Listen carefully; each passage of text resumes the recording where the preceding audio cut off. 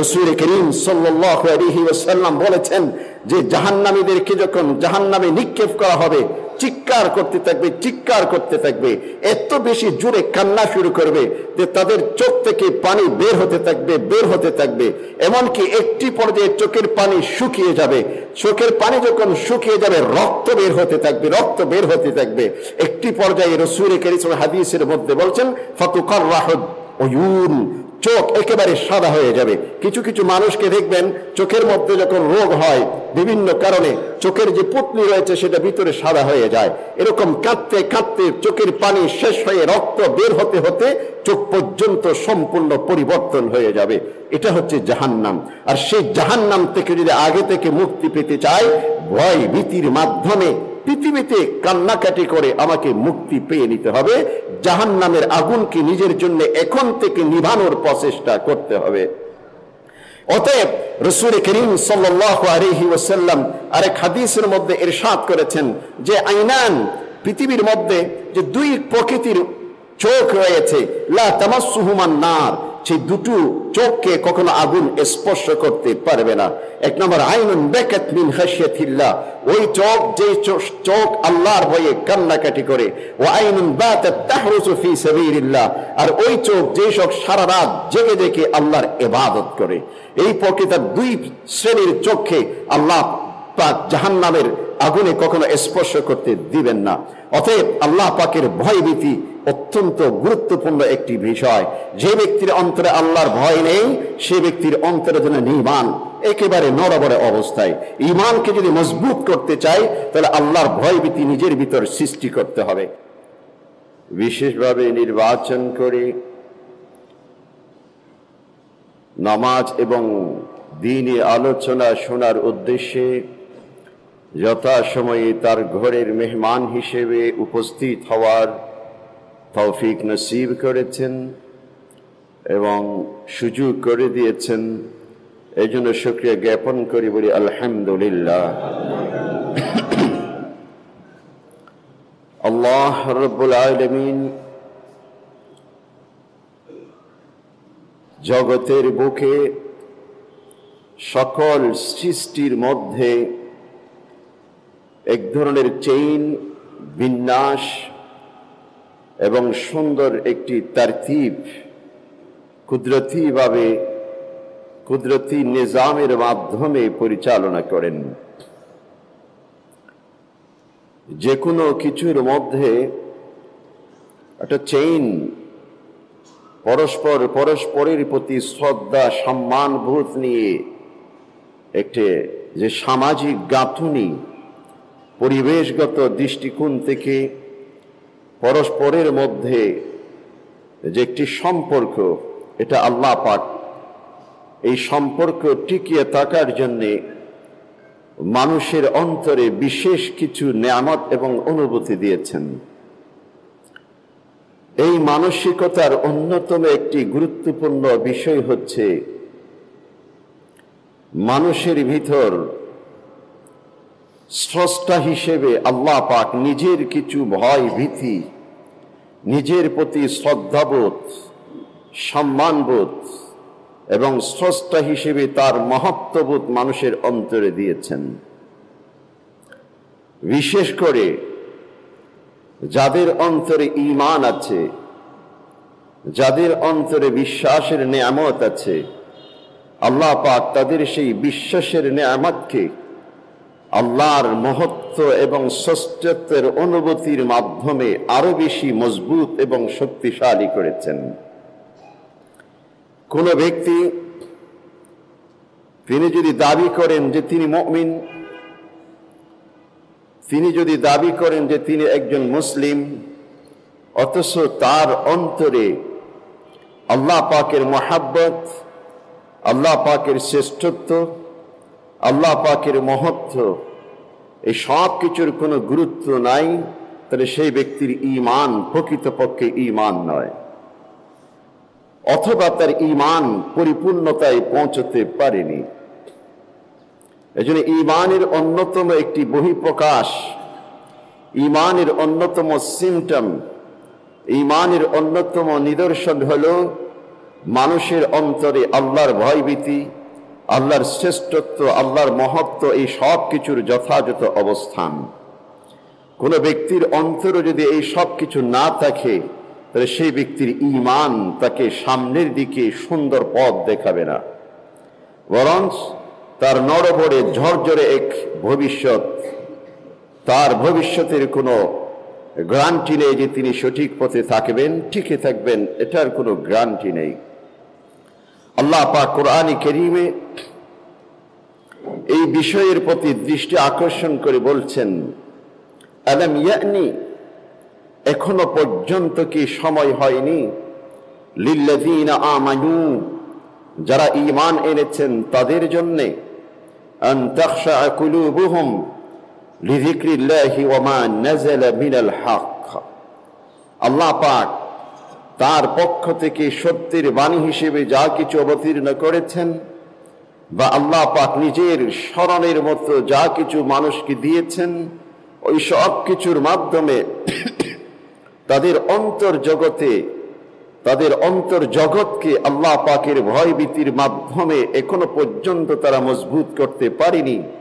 আল্লাহর ভয়ভীতিকে ধারণ করার সময় কি এখনো হয়নি? ওয়ালা ইয়াকুনু কাল্লাযীনা উতুল কিতাবা মিন ক্বাবল, এবং অতীতের যত জাতি আল্লাহ পাক পৃথিবীতে পাঠিয়েছেন, যত কওম আল্লাহ পাক পৃথিবীতে পাঠিয়েছেন, তাদের কাছেও আল্লাহ পাক বিধান দিয়েছিলেন, গ্রন্থ দিয়েছিলেন, সহিফা দিয়েছিলেন, আল্লাহর পক্ষ থেকে এক একটি বাণী তাদের জন্য অবতীর্ণ করেছিলেন, কিন্তু তাদের অন্তরে সেই সব কিছুর ভয়ভীতি, মহত্ব তারা ধরে রাখতে পারেননি। অতঃপর সময় অতিক্রম হতে হতে ফাকাসাত কুলুবুহুম, তাদের অন্তরগুলো পাথরে পরিণত হয়ে গেছিল, তাদের অন্তরগুলো পাষাণে পরিণত হয়েছিল।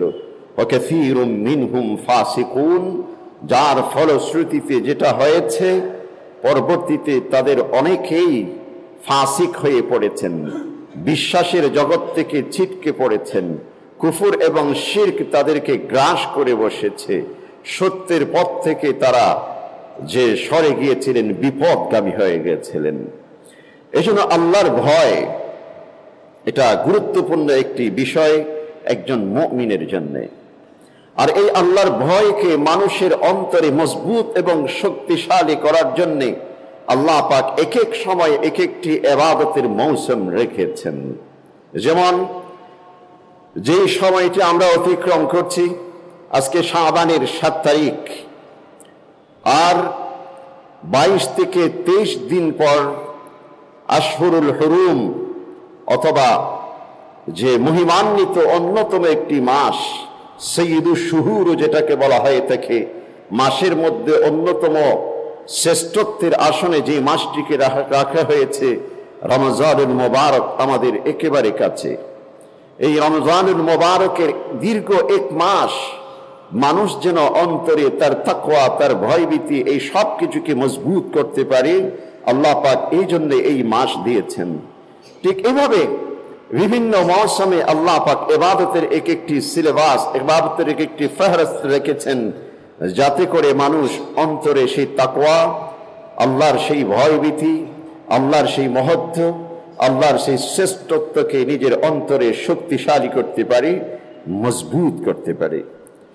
খৌফ ও খশিয়ত, কোরআন কারীমে আল্লাহ পাক বলছেন, কদ আফলাহাল মুমিনুন আল্লাযীনা হুম ফি সালাতিহিম খাশিউন। ওই সমস্ত মুমিন সফল যারা যখন নামাজ পড়ে আল্লাহকে ভয় করে। খুশু এবং খৌফ কাকে বলে? ভয় বিভিন্ন প্রকৃতির হয়ে থাকে। আল্লাহকে ভয় করার অর্থ হলো এই, আল্লাহ পাকের শ্রেষ্ঠত্ব নিজের অন্তরে ধারণ করা।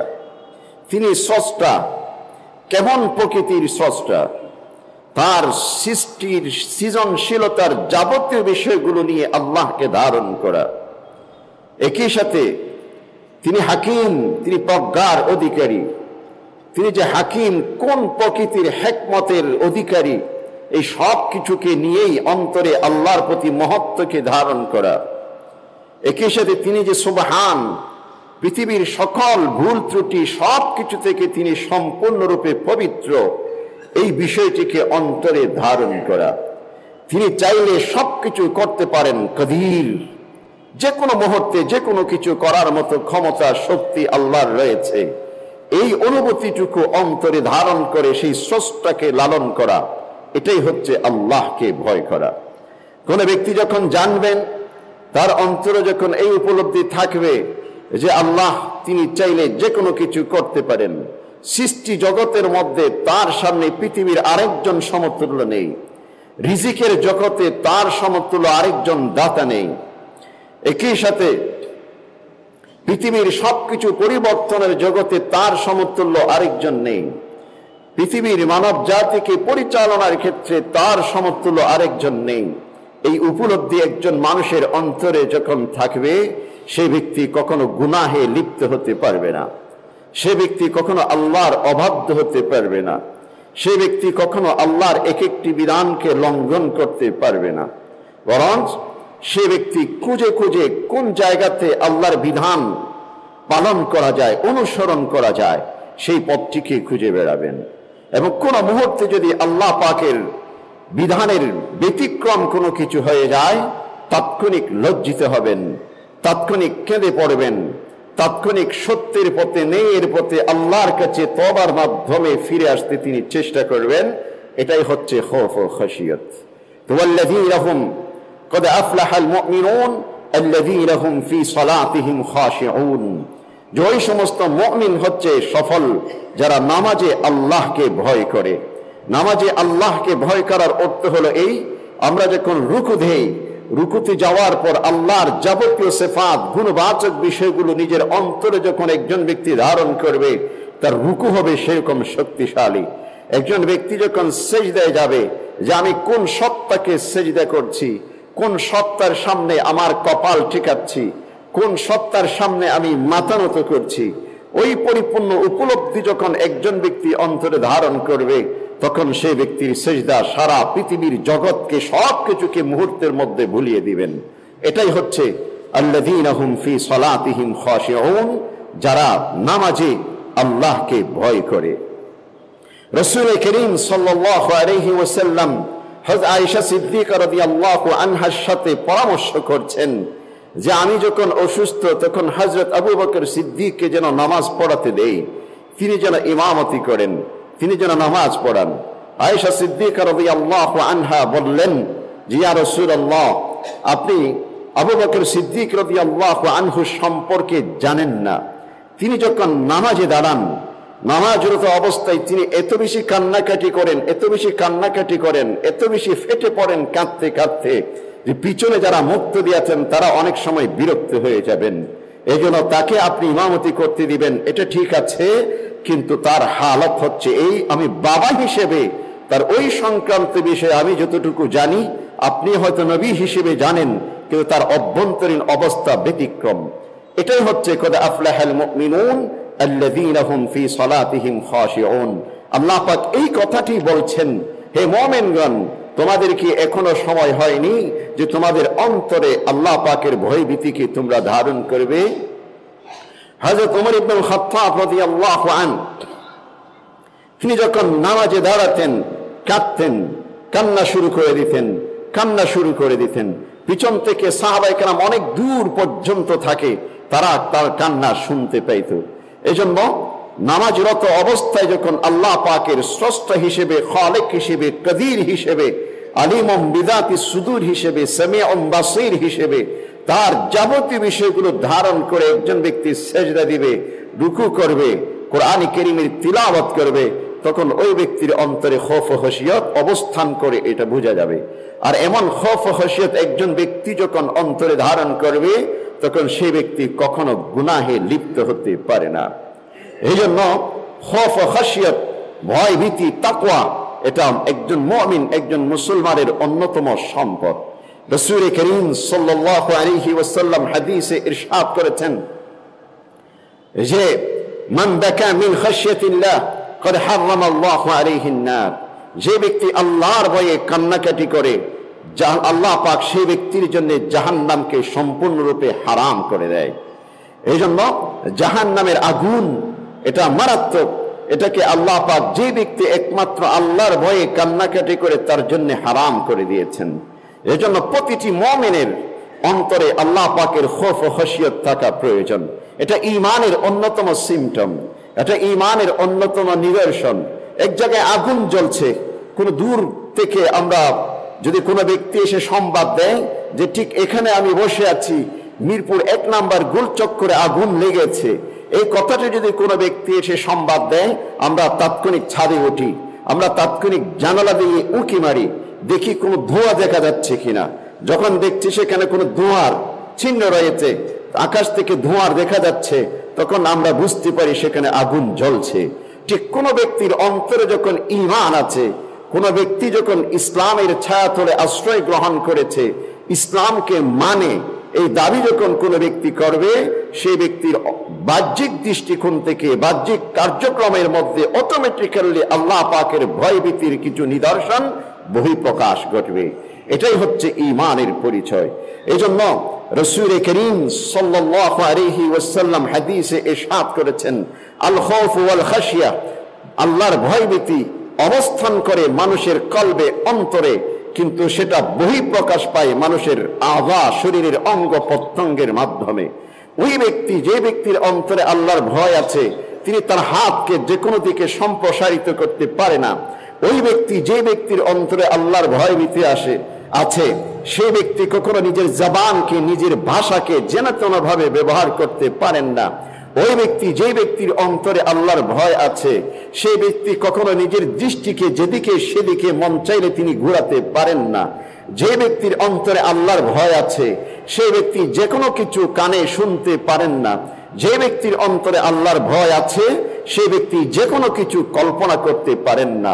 সেই ব্যক্তি একমাত্র আল্লাহ ভিত্তিক সবকিছুকে মূল্যায়ন করে, আল্লাহর ভয় ভীতি ভিত্তিক সবকিছুকে পরিচালনা করে, আল্লাহর ভয় ভীতি ভিত্তিক সবকিছুকে ধারণ করতে চেষ্টা করে। এটাই হচ্ছে ঈমানের নিদর্শন। যেমনটি দূর থেকে ধোঁয়া দেখলে বোঝা যায় আগুন আছে, অথবা আগুন জ্বলছে বললে আমরা ততক্ষণ পর্যন্ত বিশ্বাস করি না যতক্ষণ পর্যন্ত দূর থেকে ধোঁয়া দেখা যায় না।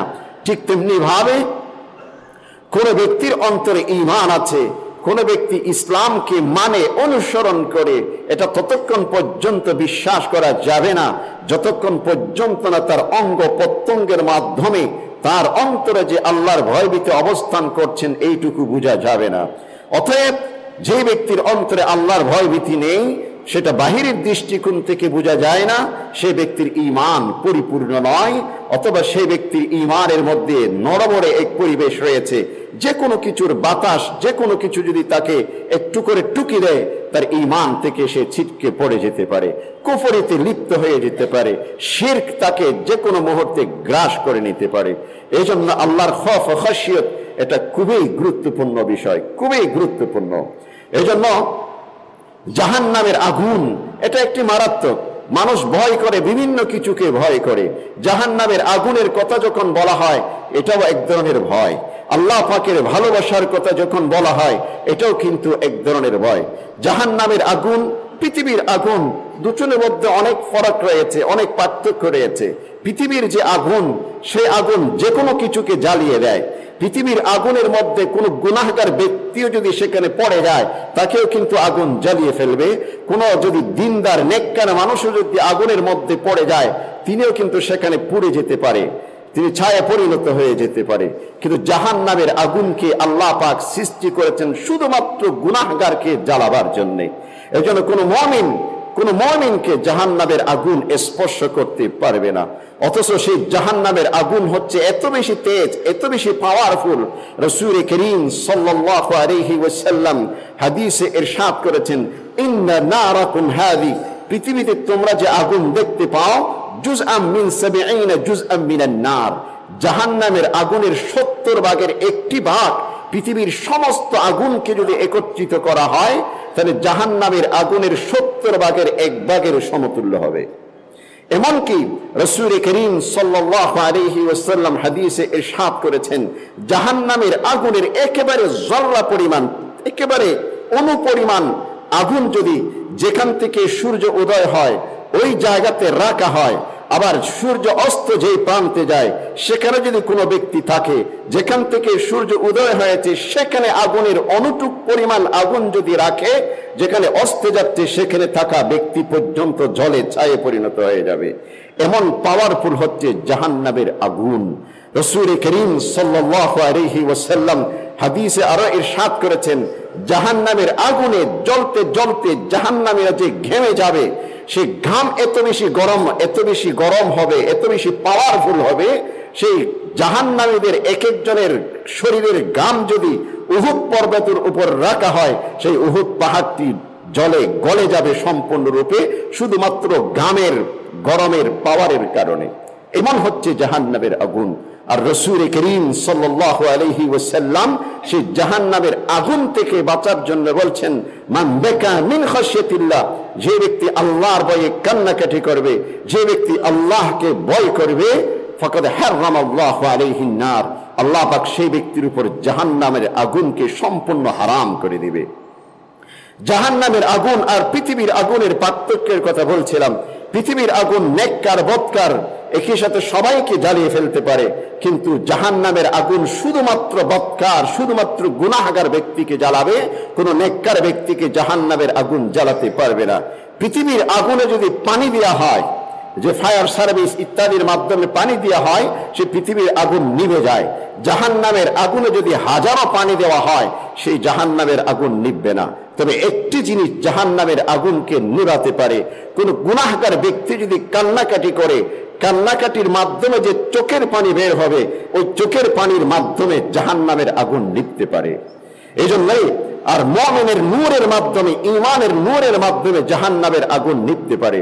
এই জন্য রাসূল করিম সাল্লাল্লাহু আলাইহি ওয়াসাল্লাম হাদিসের মধ্যে ইরশাদ করেছেন, মুমিন যখন পুলসিরাত পার হবে, পুলসিরাতের উপর দিয়ে যখন যাবে, যারা গুনাহগার, যারা কাফের মুশরিক, তারা তাৎক্ষণিক সেখানে পড়ে যাবে জাহান্নামের আগুনে। আর একজন মুমিন যখন পুলসিরাতের উপর উঠবে, জাহান্নামের আগুন তাকে বলবে, ইসরা ইয়া মুমিন, ইসরা ইয়া মুমিন, হে মুমিন তুমি দ্রুত যাও, দ্রুত যাও, ফা ইন্না নূরাকা আতফা নারি।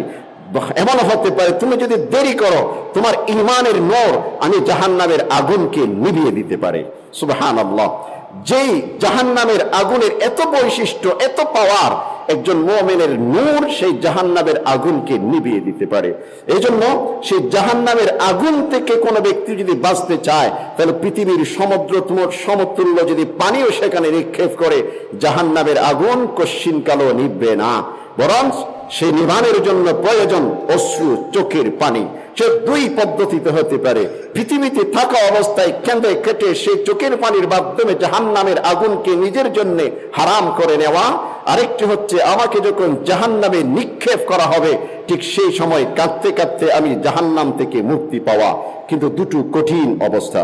রাসূল করিম সাল্লাল্লাহু আলাইহি ওয়াসাল্লাম বলেছেন যে জাহান্নামীদেরকে যখন জাহান্নামে নিক্ষেপ করা হবে, চিৎকার করতে থাকবে, চিৎকার করতে থাকবে, এত বেশি জোরে কান্না শুরু করবে যে তাদের চোখ থেকে পানি বের হতে থাকবে, বের হতে থাকবে। এমনকি একটি পর্যায়ে চোখের পানি শুকিয়ে যাবে। চোখের পানি যখন শুকিয়ে যাবে, রক্ত বের হতে থাকবে, রক্ত বের হতে থাকবে। একটি পর্যায়ে রাসূল করিম হাদিসের মধ্যে বলছেন, ফাতুকাররাহু উয়ুন, চোখ একেবারে সাদা হয়ে যাবে। কিছু কিছু মানুষকে দেখবেন চোখের মধ্যে যখন রোগ হয়, বিভিন্ন কারণে চোখের যে পুতলি রয়েছে সেটা ভিতরে সাদা হয়ে যায়। এরকম কাঁদতে কাঁদতে চোখের পানি শেষ হয়ে রক্ত বের হতে হতে চোখ পর্যন্ত সম্পূর্ণ পরিবর্তন হয়ে যাবে। এটা হচ্ছে জাহান্নাম। আর সেই জাহান্নাম থেকে যদি আগে থেকে মুক্তি পেতে চায়, ভয় ভীতির মাধ্যমে পৃথিবীতে কান্নাকাটি করে আমাকে মুক্তি পেয়ে নিতে হবে। জাহান্নামের আগুনকে নিজের জন্য এখন থেকে নিভানোর প্রচেষ্টা করতে হবে। অতএব রাসূল করিম সাল্লাল্লাহু আলাইহি ওয়াসাল্লাম আরেক হাদিসের মধ্যে ইরশাদ করেছেন যে আইনান, পৃথিবীর মধ্যে যে দুই প্রকৃতির চোখ রয়েছে, লা তামাসসুহুমান নার, সেই দুটো চোখকে কখনো আগুন স্পর্শ করতে পারবে না। এক নম্বর আইনুন বাকাত মিন খাশিয়াতিল্লাহ, ওই চোখ যে চোখ আল্লাহর ভয়ে কান্নাকাটি করে। ওয়া আইনুন বাতাত তাহরুসু ফি সাবিলিল্লাহ, আর ওই চোখ যে সব সারা রাত জেগে জেগে আল্লাহর ইবাদত করে। এই প্রকৃত দুই শ্রেণীর চোখকে আল্লাহ পাক জাহান্নামের আগুনে কখনো স্পর্শ করতে দিবেন না। অতএব আল্লাহ পাকের ভয়ভীতি অত্যন্ত গুরুত্বপূর্ণ একটি বিষয়। যে ব্যক্তির অন্তরে আল্লাহর ভয় নেই, সে ব্যক্তির অন্তরে যেন ঈমান একেবারে নড়বড়ে অবস্থায়। ঈমানকে যদি মজবুত করতে চাই, তাহলে আল্লাহর ভয়ভীতি নিজের ভিতর সৃষ্টি করতে হবে। নিজের ভিতর আল্লাহর ভয়ভীতি সৃষ্টি করার উপায় কি? নিজের ভিতর আল্লাহর ভয়ভীতি সৃষ্টি করার উপায় হলো যে কোরআনে কারীম আমরা তিলাওয়াত করি। এই কোরআনে কারীম আমাদেরকে কোনো স্পর্শ করতে পারে না।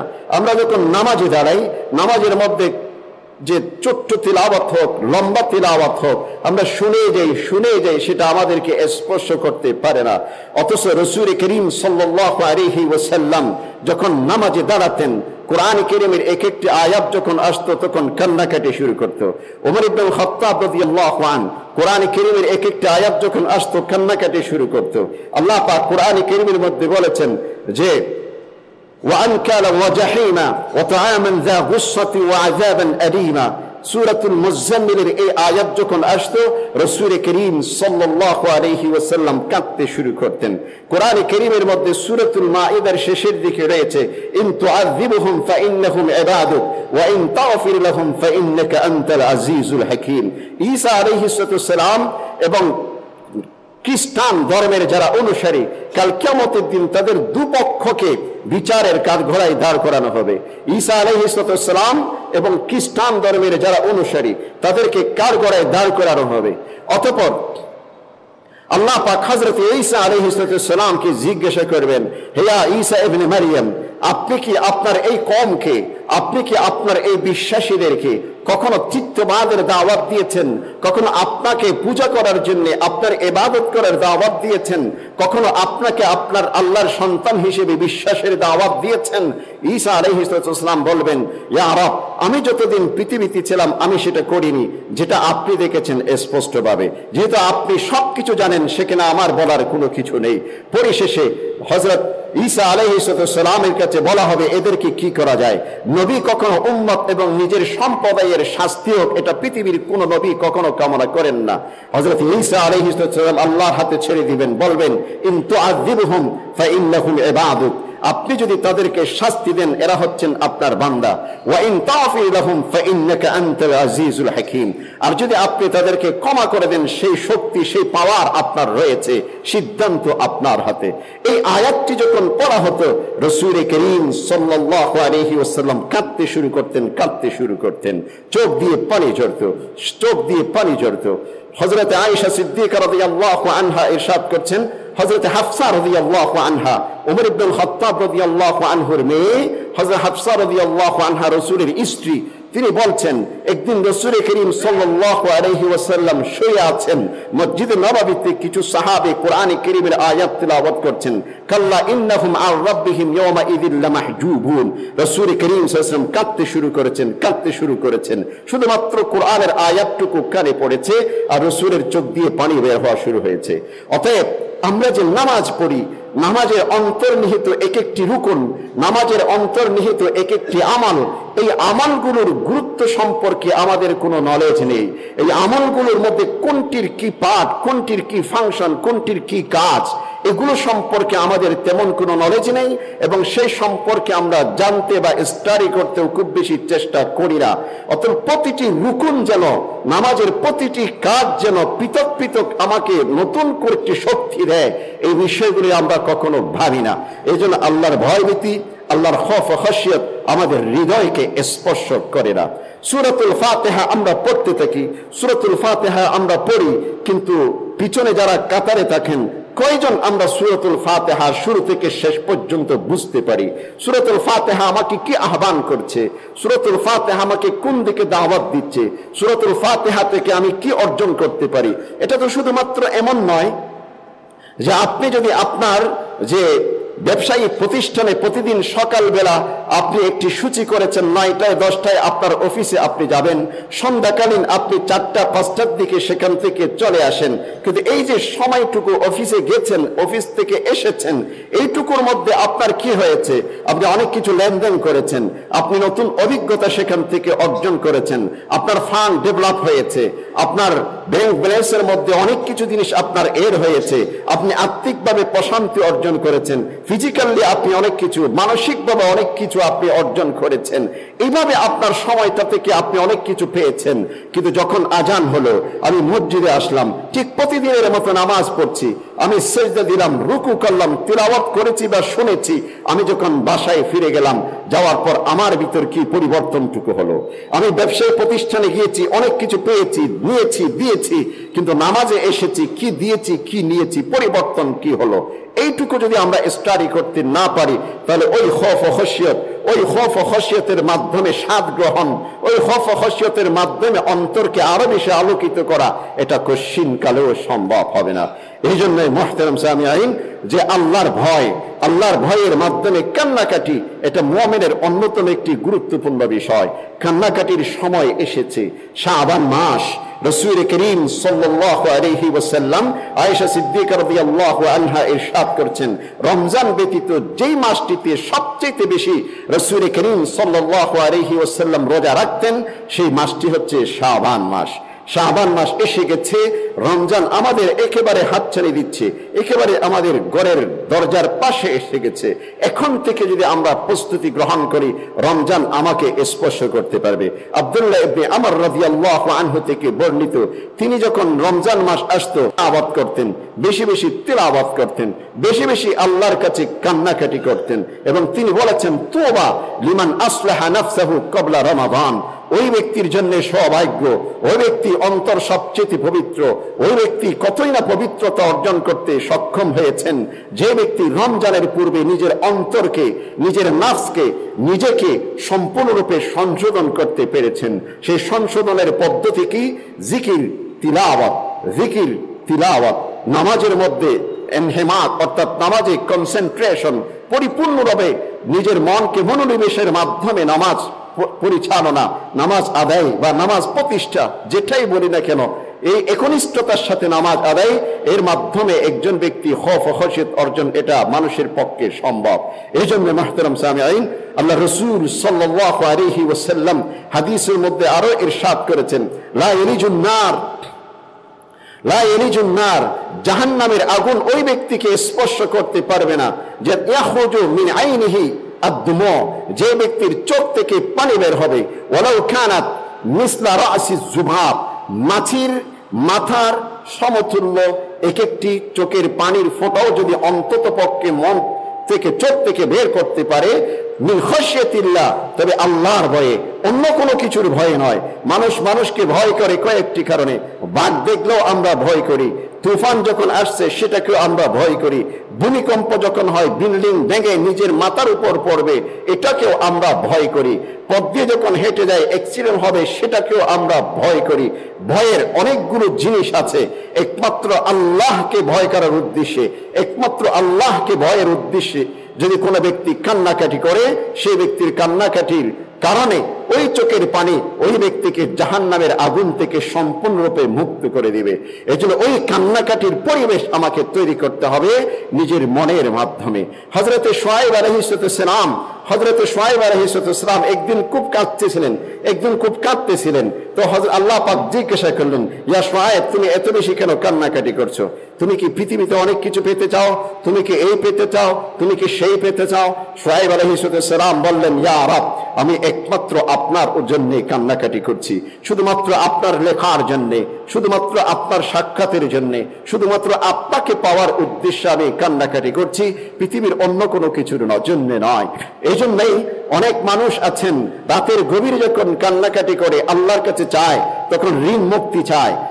অনেক মানুষ রয়েছেন, রাতের গভীরে যখন ঘুম থেকে জেগে উঠে আল্লাহর কাছে রিজিকের প্রশস্ততার জন্য চায়, মামলা থেকে মুক্তির জন্য চায়, পৃথিবীর এটা ওটা সেটা সবকিছু চেয়ে বসে, কিন্তু নিজের ঈমানের হালত অবস্থান হচ্ছে অত্যন্ত কঠিন। সে সম্পর্কে আল্লাহর কাছে কোনো কিছু চায় না। অর্থাৎ আল্লাহর ভয়ভীতিকে নিয়ে কোনো ব্যক্তি যখন কোনো কিছু চাইবে, ওই সব কিছুর মধ্যে ভয়ভীতি যখন থাকবে, সবকিছু ইবাদতে পরিণত হবে। এই জন্য খৌফ ও খাশিয়াত এটা একটি ইবাদতের পার্ট, এটা একটি ইবাদতের অংশ, এটা একটি ইবাদতের যে গুরুত্বপূর্ণ মগজ হিসেবে কাজ করে। এজন্য যে কোনো ইবাদতের মধ্যে আল্লাহর ভয় এটা একটি বড় সম্পদ, এটা একটি বড় নেয়ামত। আমি একজনের সাথে লেনদেন করছি, এখানেও কিন্তু আল্লাহর ভয় থাকতে হবে। আল্লাহর ভয়ে পৃথিবীর সৃষ্টি জগতের সবকিছু কান্নাকাটি করে। এমনকি শুধুমাত্র ভয় যে কোনো কিছু না পেয়েছি, কোনো কিছুর অভাব রয়েছে, এই কারণে যখন আল্লাহ কাছে কান্নাকাটি করি, এখানেই যে শুধুমাত্র ভয় রয়েছে সেটা নয়। যখন কোনো কিছু আমরা পেয়ে যাই, পাওয়ার পরেও যখন কোনো ব্যক্তি আল্লাহর কাছে কান্নাকাটি করে, এখানেও কিন্তু আল্লাহর ভয় থাকে। এটা এক ধরনের শুকরিয়া জ্ঞাপন ভিত্তিক ভয়। একজন আল্লাহর ওলি পথ দিয়ে হেঁটে যাচ্ছেন, যে ঈসা আলাইহিস সালামের যুগের একটি ইতিহাসের মধ্যে লিখেছেন যে একজন ব্যক্তি হেঁটে যাচ্ছেন, হেঁটে যাওয়ার পথে একটি পাথর দেখা গেল কান্নাকাটি করছে। যে ওই পাথরকে জিজ্ঞাসা করো, তুমি কেন কান্নাকাটি করছো? বলছে, আমি কান্নাকাটি করছি এই জন্যে যে আল্লাহ পাক কোরআনের মধ্যে বলেছেন ওয়াকুদুহান নাসু ওয়াল হিজারা, জাহান্নামের সর্বপ্রথম ইন্ধন হবে পাথর এবং মানুষ। যে আমি যদি পাথর হিসেবে প্রথম জাহান্নামের সেই ইন্ধন হয়ে যায়, এই ভয়ে আমি কান্নাকাটি করছি।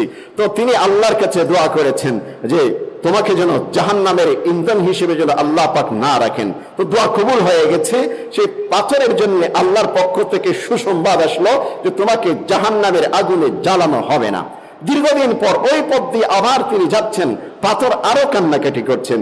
জিজ্ঞাসা করা হলো, তুমি আবার কেন কান্নাকাটি করছো? বলছে, এই জন্য কাঁদতেছি যে শুকরিয়া জ্ঞাপন করে যে মহান রব কত এরা মহান।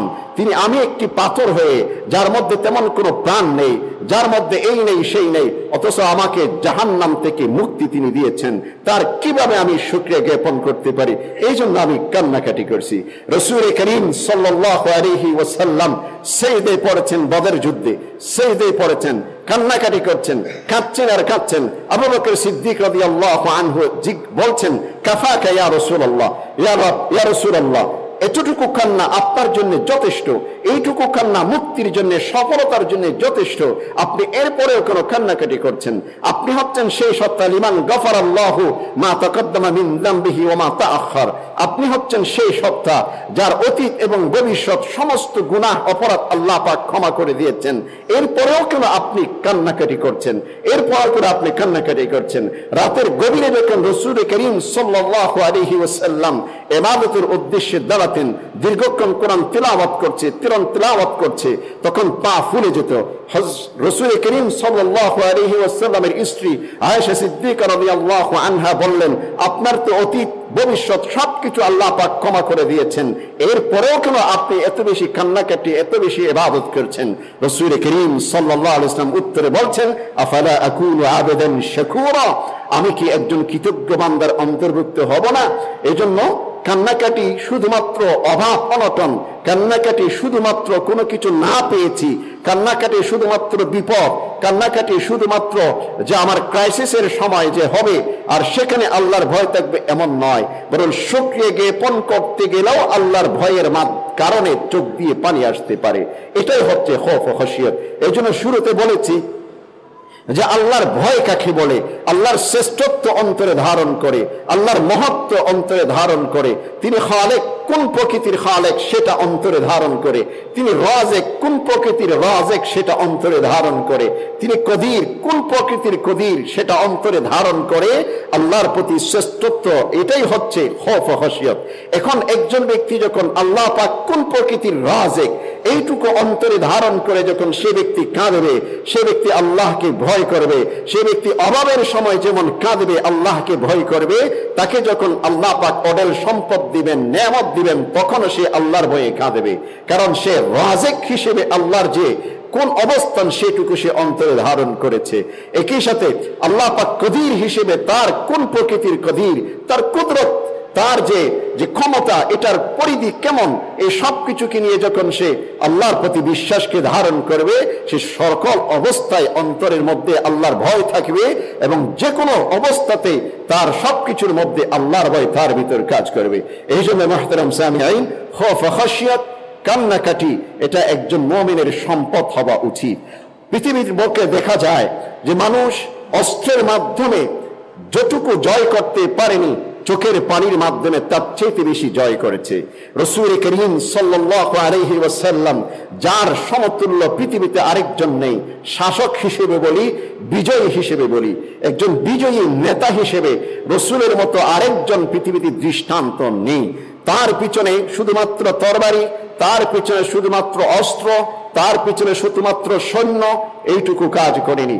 দিনের বেলায় যখন যেমনটি দাওয়াতের কাজ করেছেন, দিনের বেলায় যেমনটি যুদ্ধের মাঠে তিনি ঝাঁপিয়ে পড়েছেন, ঠিক রাতের গভীরে আল্লাহর কাছে কান্নাকাটি করেছেন, রাতের গভীরে চোখের পানি ঝরিয়েছেন, রাতের গভীরে আল্লাহর উদ্দেশ্যে সিজদায় পড়েছেন, রাতের গভীরে আল্লাহর সামনে নিজেকে সম্পূর্ণরূপে সুপর্দ করেছেন, অর্পণ করেছেন। এই জন্য অস্ত্রের মাধ্যমে, পাওয়ারের মাধ্যমে, সৈন্যের মাধ্যমে, জনগণের মাধ্যমে, ম্যান পাওয়ারের মাধ্যমে মানুষ যত কিছু অর্জন করতে পারেনি, চোখের পানির মাধ্যমে তার চেয়ে বেশি মানুষ অর্জন করতে পেরেছে। এটাই হচ্ছে ইতিহাসের দৃষ্টান্ত। এই জন্য খৌফ ও খশিয়ত এটা একমাত্র আল্লাহর জন্য হওয়া উচিত, আর এটা হচ্ছে মুমিনের অন্যতম একটি নিদর্শন। আমরা নামাজে দাঁড়াই, নামাজের আমাদেরকে স্পর্শ করতে পারে না। উমর ইবনে খাত্তাব রাদিয়াল্লাহু আনহু একদিন নামাজে দাঁড়িয়েছেন, নামাজে দাঁড়ানোর পর তিনি কাঁপতেছেন, শুধু কাঁপতেছেন। পিছন থেকে সাহাবায়ে কেরাম বলছেন, কি হয়ে গেল, কি হয়ে গেল? ওমর ইবনে খাত্তাব এক একটি আয়াত পড়ছেন আর কাঁপতেছেন। আরেকদিন ওমর ইবনে খাত্তাব মুক্তাদি হিসেবে নামাজ পড়ছেন, মুক্তাদি হিসেবে নামাজের সময় তিনি হঠাৎ বেহুশ হয়ে পড়ে গেছেন। আরেকজন সাহাবী, কোরআনে কারীমের তিলাওয়াত হচ্ছে, ওয়া ইযা জিনা আয়াত তিলাওয়াত হচ্ছে, তিনি পিছনে বেহুশ হয়ে পড়ে গেছেন। ইমাম গাজালি রাহমাতুল্লাহি আলাইহি সাহাবায়ে কেরামদের এক একটি হালাত বর্ণনা করতে গিয়ে বলেছেন, ফাকাসীরুম মিনহুম কাদ সাইক, তাদের মধ্যে কেউ কেউ বেহুশ হয়ে পড়েছেন, ওয়া কাসীরুম মিনহুম কাদ বাকা, তাদের মধ্যে কেউ কেউ কান্নায় ফেটে পড়েছেন, ওয়া কাসীরুম মিনহুম কাদ গাশিয়াত, আর তাদের মধ্যে কেউ কেউ তাদের যে অবস্থাটুকু এমন বেহাল হয়েছে, অসুস্থ হয়ে পড়েছেন। এমন এমন সাহাবী আছেন যারা কোরআন তিলাওয়াত যখন নামাজে শুনছেন, কোরআনের এক একটি আয়াত তাদের হৃদয়কে এত বেশি স্পর্শ করেছে, ওই কান্নাকাটি করতে করতে বেহুশ হয়ে পড়েছে। দীর্ঘ 1 মাস পর্যন্ত অসুস্থ ছিলেন আল্লাহর ভয়ে, দীর্ঘ 1 মাস পর্যন্ত আল্লাহর ভয়ে সম্পূর্ণ অসুস্থ ছিলেন। আমরা যখন পথের মধ্যে কোনো বাঘ দেখি, আমরা যখন রাতের গভীরে কোনো হাইজ্যাকার যখন নিজের পেটের মধ্যে অস্ত্র ঠেকায়, সেই অস্ত্র ঠেকানোর ভয় ভীতিতে কাঁপতে কাঁপতে অসুস্থ হয়ে পড়ি। আর আল্লাহর ওয়ালিরা, আল্লাহর রাসূলের সাহাবীরা কোরআনের এক একটা আয়াত যখন শুনেছেন, অসুস্থ হয়ে পড়েছেন। দীর্ঘ 1 মাস পর্যন্ত সেই রোগে আক্রান্ত ছিল, সুস্থ হতে পারে নাই আল্লাহর ভয়ে। অথচ আমরা এমন স্বাধীনভাবে বিচরণ করছি, ডান দিকে বাম দিকে, সামনে পিছনে, উপরে নিচে, চতুর্দিকে গুনাহ আর গুনাহের পরিবেশ। আল্লাহ পাকের এক একটি হুকুম আমরা প্রতিটি মুহূর্তে লঙ্ঘন করছি, আল্লাহ পাকের এক একটি বিধান আমরা প্রতিটি মুহূর্তে লঙ্ঘন করছি। এমনকি কিছু কিছু বিধান এমন রয়েছে, এটা যে আল্লাহর বিধান, এইটুকু পর্যন্ত আমরা অনেকাংশে যেন ভুলে গিয়েছি, এইটুকু যেন আমরা ভুলে গিয়েছি। বর্তমান সময়ে যে জিনিসটি সবচেয়ে বেশি মুসলিম উম্মার জন্য ফিতনা, বর্তমান সময়ে যে জিনিসটি ঈমানকে নষ্ট করার জন্য, ঈমানকে ধ্বংস করার জন্য যে জিনিসটি সবচেয়ে বেশি ফিতনা, সেটা হচ্ছে একটি মোবাইল সেট, একটি মোবাইল। প্রতিটি মানুষ যখন ঘুমোতে যায়, প্রতিটি মানুষ, এই জন্য বলছি যেখানে 95% মানুষের কাজ এমন, বাকি 5% কিন্তু তার ভিতর অন্তর্ভুক্ত হয়ে যায়। সেই হিসেবেই বলছি, ঘুমোতে যাওয়ার পূর্বে মোবাইল, এই জন্য জানালা দিয়ে দেখবেন বিভিন্ন ঘরের মধ্যে, বিভিন্ন রুমে আলো জ্বলছে, মৃদু মৃদু আলো জ্বলছে। রাত 1টা 2টা 3টা হয়ে গেল, আর যখন ঠিক ফজরের আজান হচ্ছে, ঘুমে বিভোর, ঘুম থেকে আমরা উঠতে পারছি না। ঈমান ধ্বংস করার সবচেয়ে মারাত্মক একটি ফিতনা হলো বর্তমান সময়ে একটি মোবাইল। এক সময় আমাদের ঘরে যে একটি টিভি বক্স, এটা অনেকেই সুন্দরভাবে গ্রহণ করতেন না। এরপর প্রযুক্তি, শিক্ষা, বিজ্ঞান, এই সব কিছুর আলোকে কেউ কেউ সেটাকে অ্যাকসেপ্ট করতে শুরু করেছেন। তবু সেটাকে একটা নিয়ন্ত্রণের মধ্যে ছিল। যারা অপারেটর আছে, টিভি সেন্টার আছে, তাদের মাধ্যমে যেটুকু প্রচার করা হয় সেটুকু সেখান থেকে দেখা যেত, সেটুকুই মাত্র ব্যবহার করা যেত। আর একটি মোবাইলের মাধ্যমে সারা পৃথিবীর সবকিছু যেটা মন চায় সেটাই করা যাচ্ছে। এই প্রযুক্তির জগতে একজন ব্যক্তির ঈমানকে ধরে রাখা অত্যন্ত কঠিন। পরিবার ভেঙে যাচ্ছে, বাবা সন্তানের সম্পর্ক ভেঙে যাচ্ছে, শিক্ষক ছাত্রের সম্পর্ক ভেঙে যাচ্ছে, নৈতিকতার দৃষ্টিকোণ থেকে প্রতিটি সেক্টরে করাপ্টেড হয়ে যাচ্ছে শুধুমাত্র এই মোবাইলের মাধ্যমে।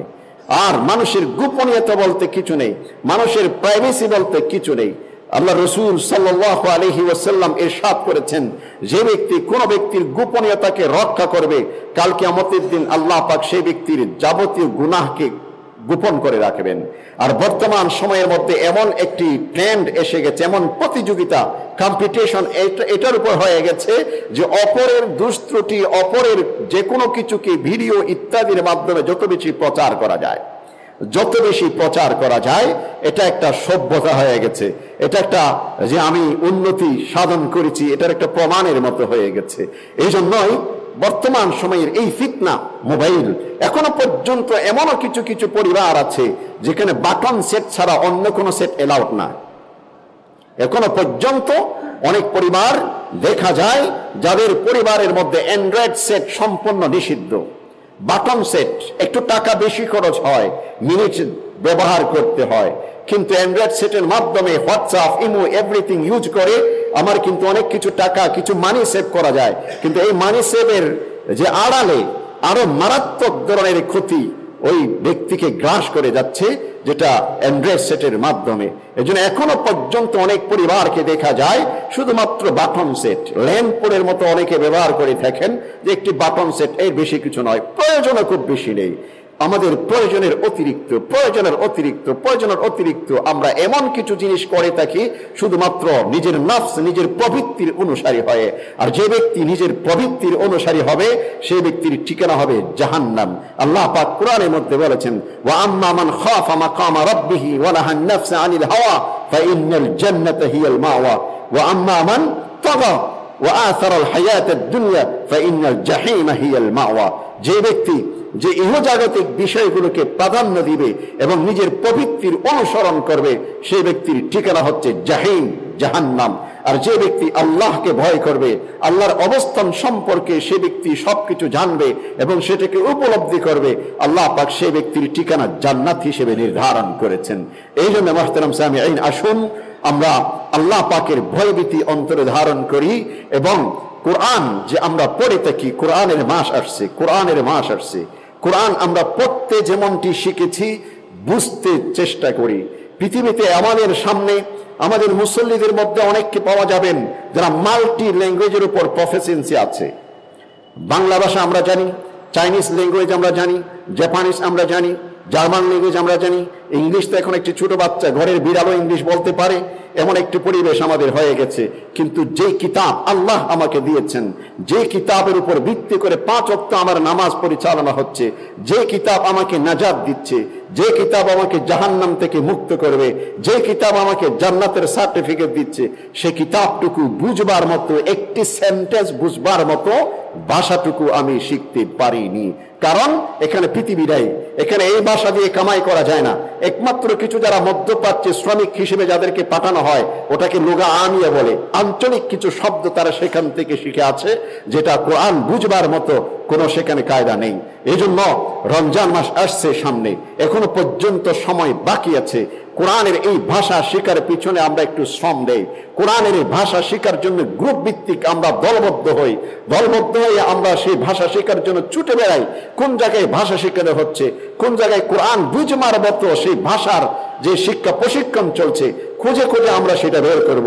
এখন সেখান থেকে আমরা সেটা জেনে নিব, যাতে করে কোরআনের পিছনে আমাকে ছুটতে হবে, কোরআন আমার পিছনে ছুটবে না।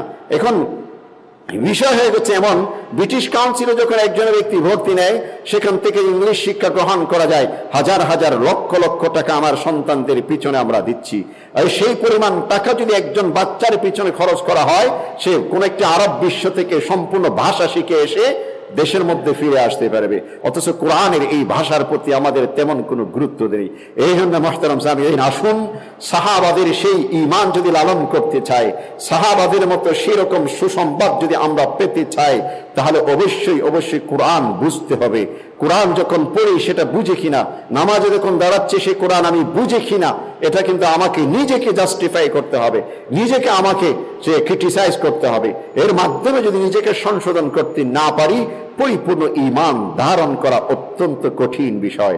আল্লাহ রাব্বুল আলামিন আমাদের সবাইকে নিজের অবস্থাটুকু বুঝে ইমানের প্রকৃতি বুঝি, ইমানের যে সমস্ত সিমটম গুলো রয়েছে, বিশেষ করে খৌফ ও খশিয়ত, কোরআন ইত্যাদি সবকিছুর মাধ্যমে